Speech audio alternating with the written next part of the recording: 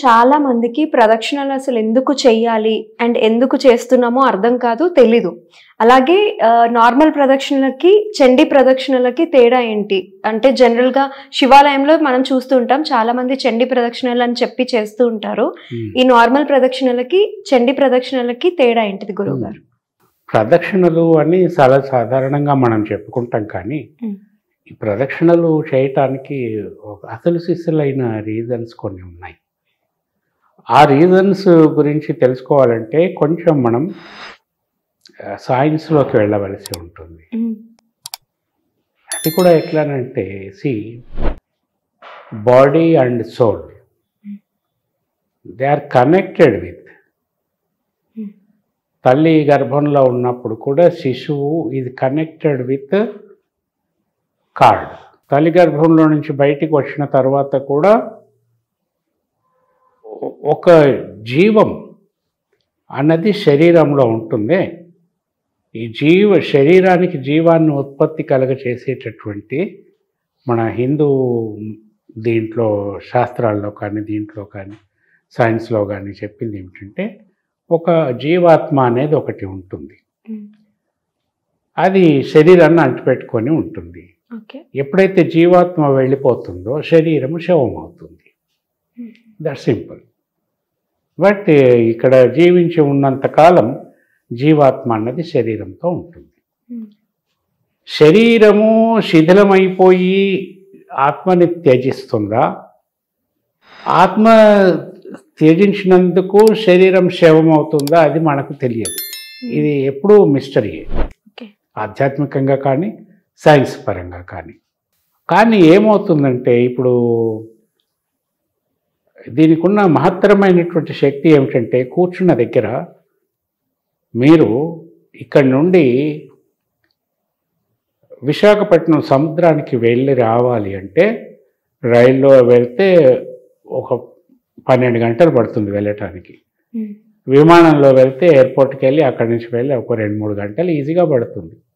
But ఇక్కడ కళ్ళు మూసుకొని విశాఖపట్నం సముద్రాన్ని మనం తలుచుకున్నంత మాత్రాన మనకు దృశ్యం కనపడుతుంది విత్ ఇన్ సెకండ్స్. ఇది ఎట్లా సాధ్యము? Because of soul.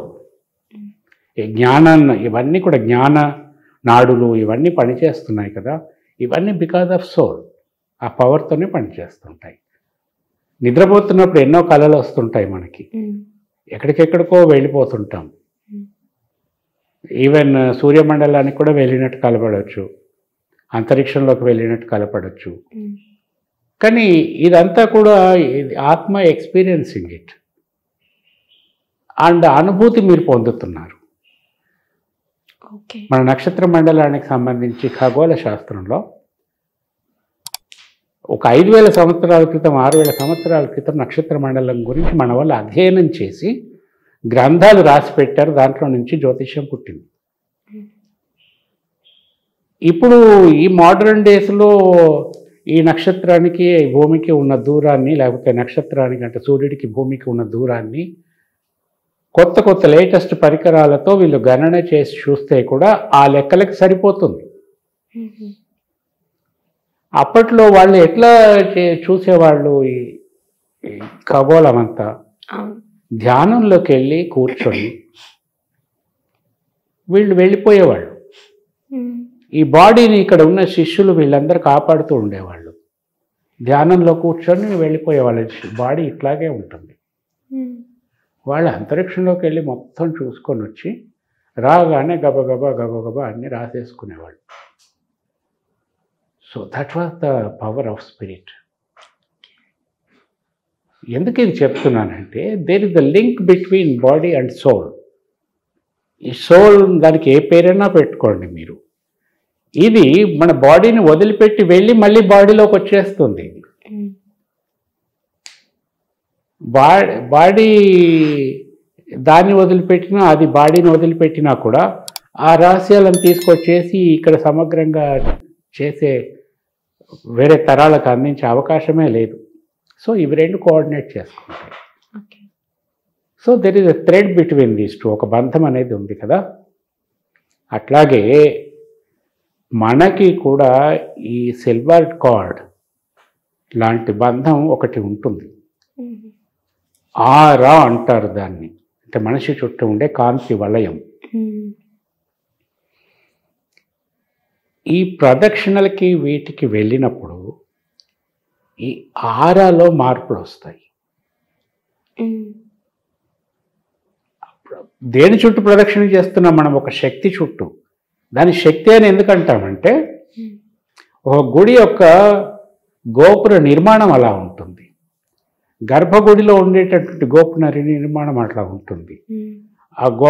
ఆ గోపురంలో నుండి వచ్చే పవర్ అంతా కూడా ఈ టెంపుల్లో జమ అయిపోతుంది. ఎట్లా వస్తుంది ఆ పవరు? ఆ గోపుర నిర్మాణం ఉంటుంది, పైన గోపురం పైన కలశం, ఆ కలశంలో మధ్యలో ఉండే ఒక కలశం నుండి కాపర్ రాడ్ గుడి లోపలికి ఉంటుంది. పైనుంచి పిడుగులు అవి పెద్ద పెద్ద వెలుతురులు వచ్చినప్పుడు ఆ వెలుతురుని ఇవి ఆకర్షిస్తాయి. పిడుగు పడటం అంటారు చూసారా, అట్లా ఆకర్షించినప్పుడు ఆ పవర్ని, ఆ మెరుపులో ఉండేటటువంటి శక్తిని అది పట్టుకొని గర్భగుడి లోపలికి జారవిడుస్తుంది.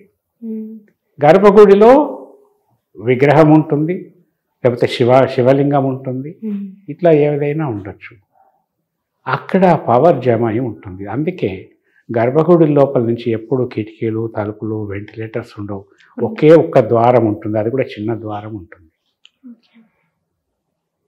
అందులోనే ఉంటుంది ఆ పవర్. ఆ పవర్లో నుంచే షడగోపం తీసుకొచ్చి అందరు నెత్తిపైన ఇట్లా షడగోపం పెడతారు చూసారా.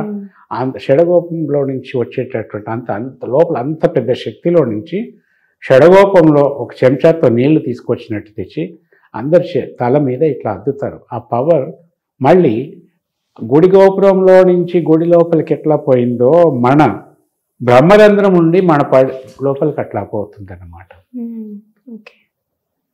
అంత ఆలోచన లేదు దీని గురించి, షడగోపం ఎందుకు పెడతారు అన్న విషయం కూడా తెలియదు. సో భూమిలో గర్భగుడి లోపల నిక్షిప్తమైపోయినటువంటి అంత గొప్ప పవర్లో మీరు దాని చుట్టూ ప్రదక్షిణ చేస్తున్నారు. మీ చుట్టూ ఒక శక్తి ఉంది, అక్కడ ఒక శక్తి ఉంది. ఈ రెండింటి యొక్క ఇంటర్లింక్ ఏదైతే అవుతుందో అది మీ మనసు ఎప్పుడైతే మన ఆరా ట్రీట్ చేయబడుతుందో, మన ఆరా ఎప్పుడైతే దీని లోపల ఉన్న మలినాలు ఇవన్నీ కూడా తీసేయబడతాయో ఈ ప్రదక్షిణలో, మీకు ఆరోగ్యపరంగాను ఇవన్నీ కూడా ఒక చిన్న రిలీఫ్ కనపడుతుంది. గుడి గంట దగ్గర కూడా there is a reason for it. గుడి గంట కొట్టేసి లోపలికి వెళ్ళిపోతారు. గుడి గంట కొట్టిన తర్వాత ఆ గంట కనీసం 20 సెకండ్స్ ఉంటుంది. ఒకసారి టంగ్ మనం కొడితే ఆ శబ్దం 20 సెకండ్స్ అవుతుంది క్రమంగా అయిపోవటానికి, గంట శబ్దం ఆగిపోవటానికి. ఒకసారి గంట కొట్టేసి అట్లా వెళ్ళకూడదు.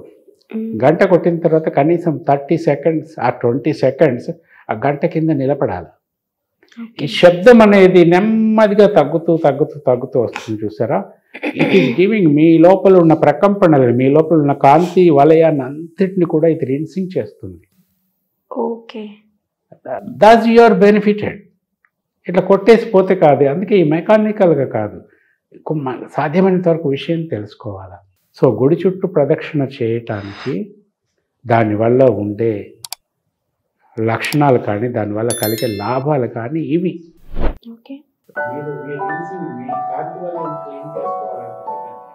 చాలా సమయం పడుతుంది,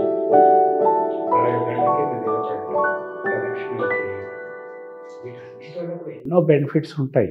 ఇప్పుడు చండీ ప్రదక్షిణలని, హనుమాన్ ప్రదక్షిణలు, ఇది కాదు, దిస్ ఈజ్ ద రీజన్. ఈ రీజన్ తెలుసుకొని నువ్వు ఎన్ని ప్రదక్షిణాలు చేయగలుగుతావు ఏమిటి, దాన్ని తప్పు యూ, దానికి ఏ పేరైనా పెట్టుకో, కానీ ఇది ప్రయోజనం. ఇది దృష్టిలో పెట్టుకొని మీకు వీలైనన్ని ప్రదక్షిణాలు చేసుకోండి, దండం పెట్టుకోండి, టెంపుల్లో వీలైనంత ఎక్కువసేపు కూర్చోండి. ఇవన్నీ కూడా మీ లోపల ఉండే ఒక పాజిటివ్ ఎనర్జీని బ్రహ్మాండంగా పెంచేస్తుంటాయి. అందుకే వారానికి ఒకసారి, నెలకు ఒకసారి వెళ్ళి ఒక ట్రీట్మెంట్ అనుకోండి, అట్లా వెళ్ళి కూర్చొని రండి, దానివల్ల ఎన్నో బెనిఫిట్స్ ఉంటాయి.